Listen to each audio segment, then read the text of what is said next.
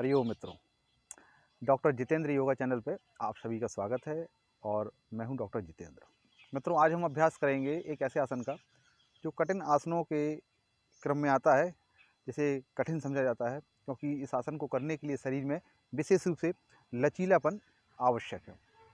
आसन का नाम है चक्रासन। चक्रासन आसन को हमें करने के लिए पहले शरीर को थोड़ा सा फ्लेक्सिबल और लचीला बनाने का हमें प्रयास करना पड़ता है। लेकिन अगर हम इस आसन का अभ्यास प्रारंभ करते हैं और शरीर के साथ कोई जाति नहीं करते हैं, धीरे धीरे इस आसन का अभ्यास करते हैं और जब हम इसको पूरी तरह से करने में निपुण हो जाते हैं तो फिर चक्रासन के लाभों से हम लाभान्वित होते हैं।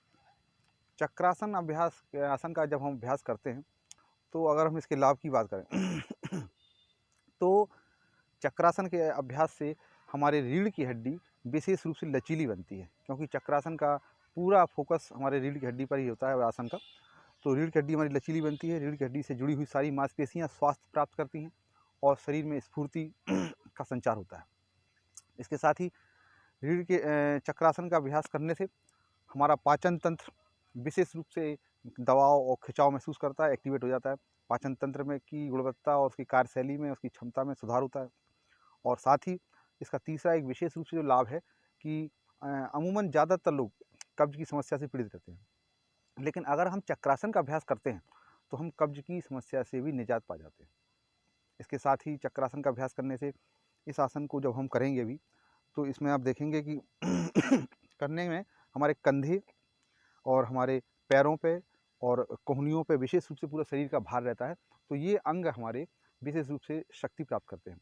इसके साथ ही बात करें अगर माताओं बहनों की विशेष रूप से, तो जो माताएं बहनें मासिक धर्म की पीड़ा से गुजरती हैं, अगर सामान्य दिनों में वो चक्रासन का अभ्यास करती हैं तो वो मासिक धर्म की पीड़ा से निजात पा सकती हैं और उनके स्वास्थ्य में भी निश्चित रूप से सुधार होगा।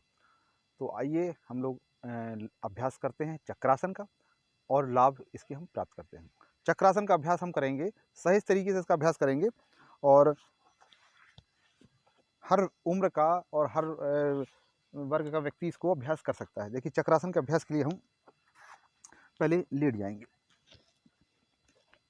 लेटने के बाद हल्का सा सही रूप से उठेंगे और जितना हो सके नितंबों को अपने एड़ियों के पास ले जाएंगे और हाथों को दोनों कान और कंधे के बराबर में पैरेलल हम रख लेंगे और हाथों से थोड़ा शरीर को और नितंबों को अपने घुटनों के पंजों के जितने पास ले जा सकें ले जाएंगे। अब हम संतुलन बनाते हुए उठने का प्रयास करेंगे। श्वास को हम बाहर छोड़ेंगे और हम दोनों पैरों और हाथों पर शरीर के भार को उठाएंगे।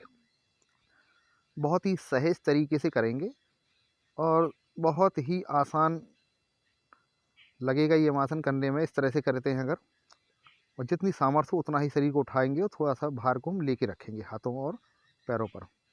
श्वास हमने बाहर छोड़ी और शरीर को उठाया। धीरे धीरे आप देखेंगे पूरे शरीर में एक विशेष खिंचाव होगा, बहुत ही शानदार स्ट्रेच आप प्राप्त करेंगे। और जितना हो सके हाथों और पैरों को आप सीधे रखें, हाथों और पैरों पर समान रूप से भार लें आप।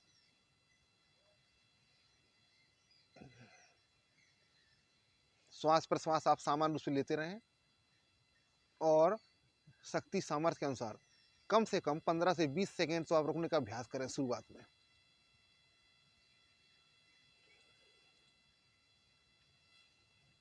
अब वापस आने में हमें विशेष सावधानी रखनी है, जल्दबाजी नहीं करना है। धीरे धीरे हाथों पर और पैरों पर समान रूप से वजन लिए रहेंगे, धीरे धीरे झुकेंगे, जल्दबाजी नहीं, आराम से भूमि स्पर्श करेंगे। हम नितंबों पर हम एड़ियों का पूरा वजन ले लेंगे और बाईं करवट होते हुए हम उठ जाएंगे आराम से। देखिए, किसी भी आसन में हमें जल्दबाजी नहीं करनी है। जल्दबाजी करने से और गलत विधि का पालन का अगर हम करते हैं तो लाभ की जगह में हानि हो जाती है और फिर दोषारोपण हम लोग योगाभ्यास को देते हैं, योग को देते हैं। इस तरह से ये था हमारा चक्रासन।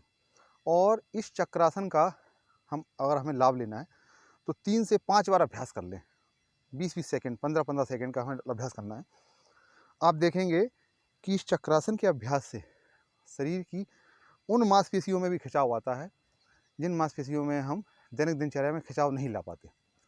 तो आइए आप अभ्यास करें अपने योगाभ्यास में चक्रासन का, और शरीर को विशेष रूप से लाभान्वित करें, और आपकी जो है स्ट्रेंथ, स्फूर्ति में एक चमत्कारिक परिवर्तन होगा। आज के लिए इतना ही। मिलते हैं नेक्स्ट वीडियो में नवीन क्रिया के साथ।